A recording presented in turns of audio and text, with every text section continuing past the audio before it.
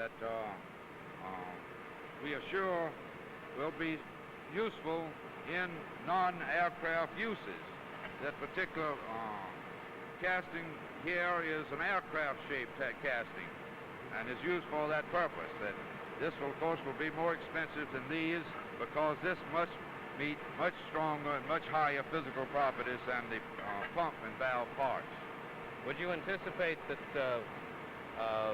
titanium might ultimately be a rather common thing, for instance, in the automobile industry, building truck bodies, that sort of thing? Yes, I do. In fact, the price of titanium sponge was reduced yesterday from $2.75 a pound to $2.25 a pound.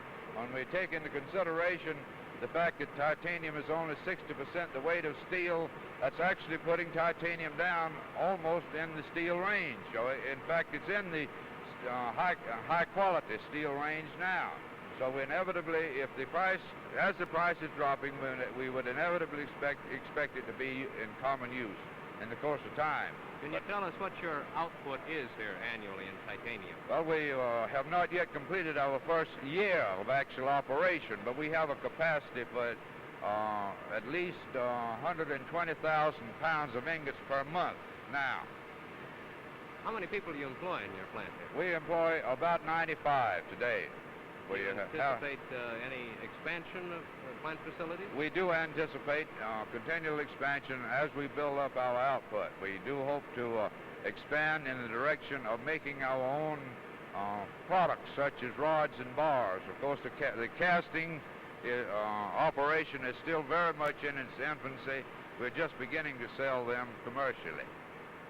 Would that future expansion you anticipate be here in Albany? We expect it to be certainly in casting. Well, thank you very much, Mr. Shelton. Nice to talk with you. Glad to see you again. Thank you, sir.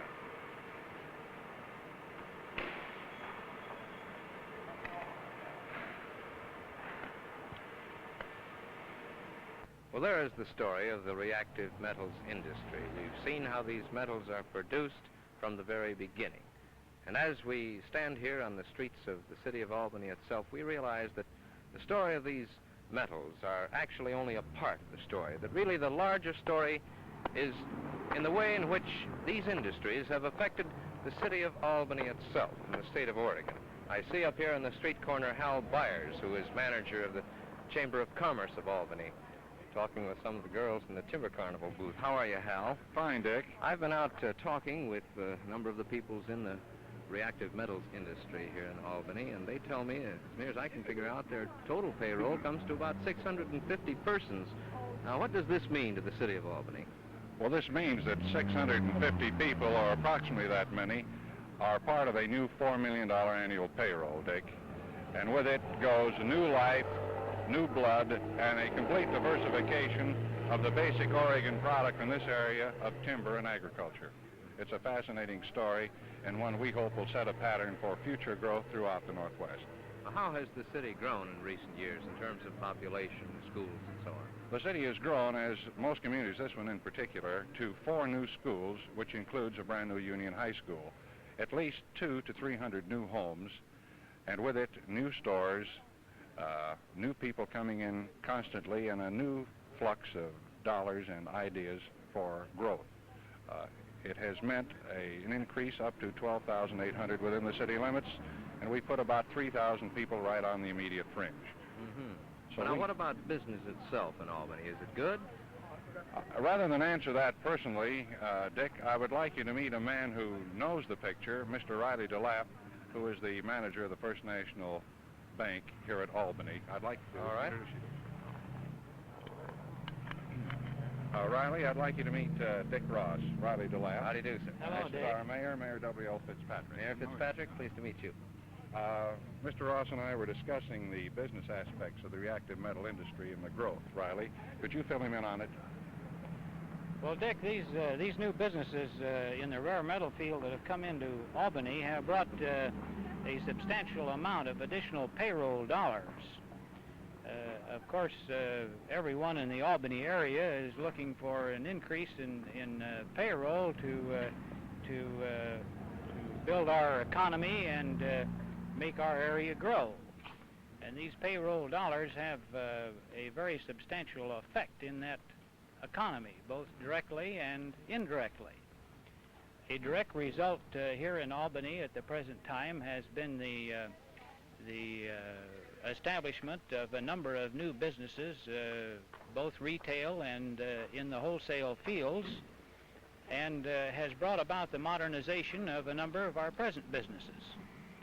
Those payroll dollars also indirectly multiply themselves as they go into the channels of the trade in the area, and eventually come back to the banks in the form of additional deposits, which also permits additional credit to be let loose in the community.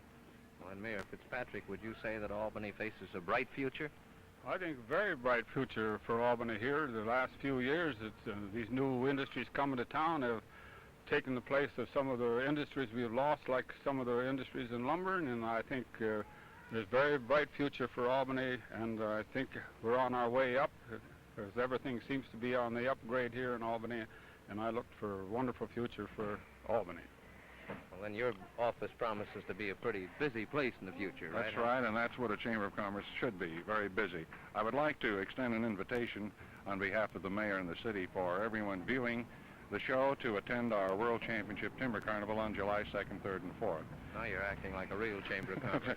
And Dick, may I express the appreciation of everyone here in town for your fine work, KGW TV, Channel 8, and the First National Bank, for making possible the Albany rare metal story here today. Not at all. It was our pleasure. Thank you, gentlemen, very much. Very welcome, Dick. So the next time you and I pass Waverly Lake, scene of the Timber Carnival, perhaps we'll think of Albany in its newest, most modern dimensions, the home of the metals of tomorrow. We've seen how scientists in a laboratory on what was once the Albany College campus tackled the problem of making useful metals out of heretofore little-known ores. How black sand from Coos Bay went into the development of a process that was to make zirconium, the metal that holds the coolant for our nuclear reactors. How titanium has become a lighter, more corrosion-resistant replacement for steel in our jet aircraft. In other words, there's a bit of Albany in the submarines Nautilus and Seawolf, and perhaps in the spaceships of tomorrow. At the Bureau of Mines, Mr. Reich can perhaps best answer what the future holds for these and other reactive metals. The future of these metals holds a great deal.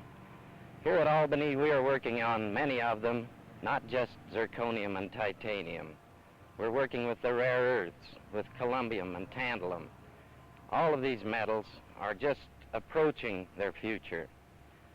For example, zirconium, which is a great deal farther ahead than many of the others, is bound to be an important metal in the future when AEC relinquishes its grasp on the production. Titanium has a great future in any use where strength with light weight is desirable, also where corrosion resistance is important. Ductile chromium, although not considered in this group, is a very interesting metal which we are working with here. It's going to be important in cancer treatment. All in all, I think this group of metals is just approaching a start. In the future, we may expect great things and a multitude of uses for all of them. This is Richard Ross in Albany, a city the people of Oregon can well be proud of.